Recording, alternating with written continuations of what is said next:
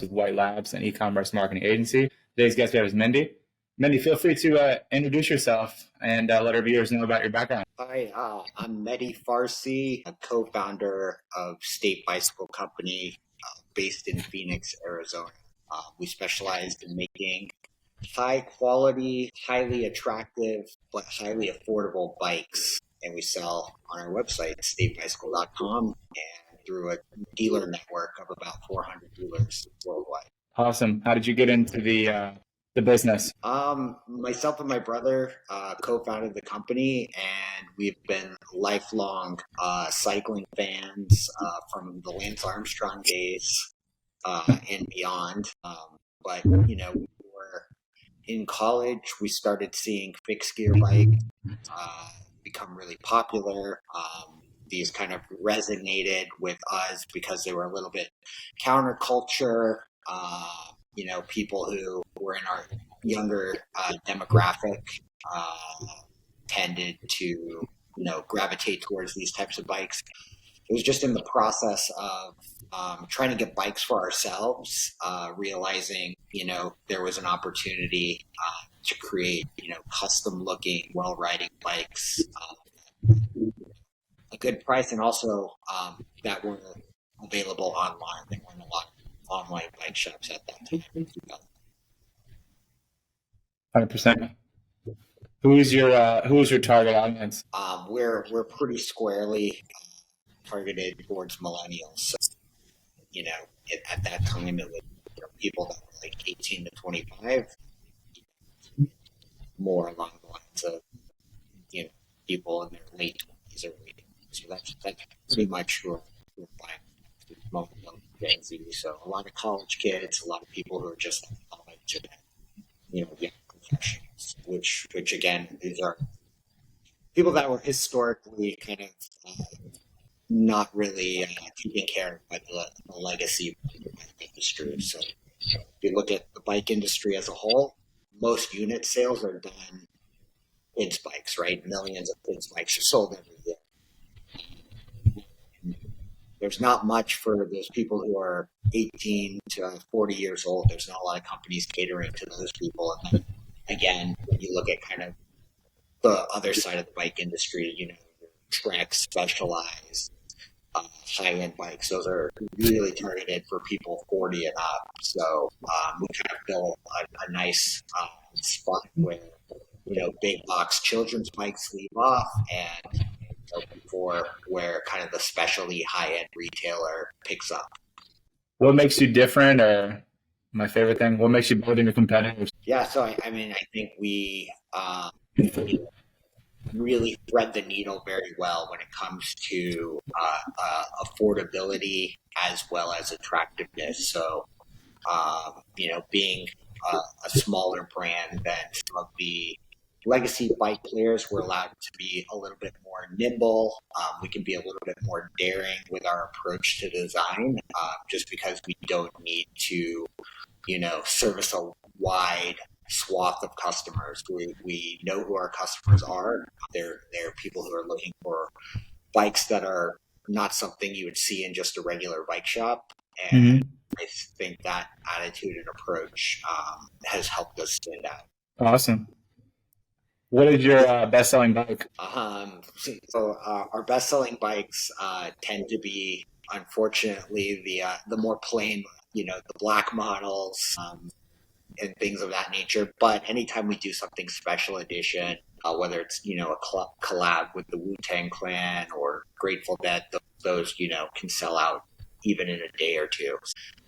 It just depends. We don't really have bikes, that stick around for that long. Everything we do is small run. Okay. And specials. But I would say our best-selling line is still our core line, which is $399. It's a great bike, for getting around town. A lot of people like that. Those tend to be our best-selling bike. So most of our viewers are entrepreneurs like yourself and have e-commerce brands. What are some challenges that you faced in the past few years, and how were you able to overcome them? Yeah, I think the challenges are always, evolving. Certainly, in the last couple of years with the pandemic. During the pandemic, the challenges were really like in the procurement side, right? So, lead times going from 90 days to, 18 months, what was a challenge, that sort of thing, increased shipping costs, all that kind of stuff. Um, and then, coming out of the pandemic, a lot of companies in our industry over ordered. So there was kind of a glut of inventory out there. And therefore, we had to deal with a lot of competitors discounting, maybe even selling at a loss because they kind of bit off more than they could chew. We've been able to navigate that very well by, staying focused on what we do. And, we're not necessarily chasing trends or anything of that nature. Like, we kind of stay disciplined in what we do. And, it's worked out. Awesome. Well, speaking of trend, what is your future plan? So we're definitely, as we kind of mature, as riders and as a company, we're seeing, ourselves and kind of the people that we ride with gravitate to off-road and all-road riding. I think, distracted drivers and all make riding on the road a lot more challenging. Yeah. And there's also, I think, a greater sense of freedom in like just unplugging when you do go, ride trails as opposed to riding on the road. I mean, you just feel more removed from kind of everyday life, right? We sit down, we're on screens all day. And so, the bike is a nice outlet to escape kind of that day-to-day. Yeah, for those reasons, we're really bullish on off-road. Over the last couple of years, we've released more and more trail and off-road bikes, and we feel that that's really like our biggest path for growth here at Staples. What are some effective marketing strategies you've done to promote the brand in the past few years? Oh, I mean, it runs the gamut. Like, we try to be really like in tune with our customers, and always having a back and forth conversation with them. So, whether that's really engaging well in social, we do fun giveaways, things of that nature. Collaborations are always huge in for us. So yeah, just finding ways to connect with the customers, being really personable. We have, some things that people do, flows are different. Connect with our customers directly with our team, engage and conversation, answer questions. Just because buying a bike, especially for the first time, is a big purchase and there are a lot of variables. So we want to be always having that conversation with our customers to make sure that they're getting exactly what bike is right for them. Awesome. How many total models do you have? Right now, we probably have 50 or 60 active SKUs. Yeah, I was going through there. That's different colorways too. So different lines of bikes. We probably have about a dozen. 10 to like different lines of bikes, different control models, various colors. What's your favorite model? Oh, it just depends on what kind of mood I'm in. Yeah. I would say all-road bikes are what I tend to ride. I tend to go a long distance, but if I want to take the kids to jump on, it's really too. So kind of the two extremes of our most affordable bikes. Yeah. Performance bikes. So, yeah, I mean, those are my favorite for sure. Like usually it's like whatever's the newest is my favorite because I'm working on all the new ones.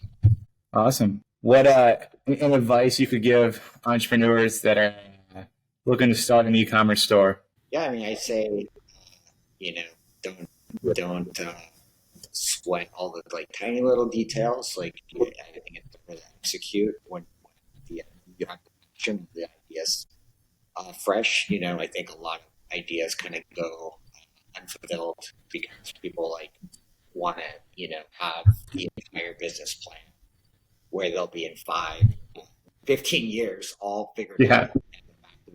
It's like that's really realistically not going to happen. It's kind of just go for it, walk passion, and other things. You'll say, like, for lack of a better phrase, or than the average ghost doing is probably the part. Don't spend too much time because it's never going to be perfect, and you're not going to feel like you're ready to just jump. Awesome. It's great advice. Is there anything that you want listeners and viewers to know about Still Eat Yourself that I have not asked you? No, I mean, I think we're a company that's very welcoming. I think most of our customers don't self-identify as cyclists, so if you've ever thought about just getting a bike that you're going to love and getting more into cycling, we're the right brand for you. And yeah, we'd love to have you part of the State Bicycle community. So you can check out our website, statebicycle.com, or we're pretty active on Instagram at State Bicycle Co. And you'll see you'll get a glimpse of what we're about. Awesome.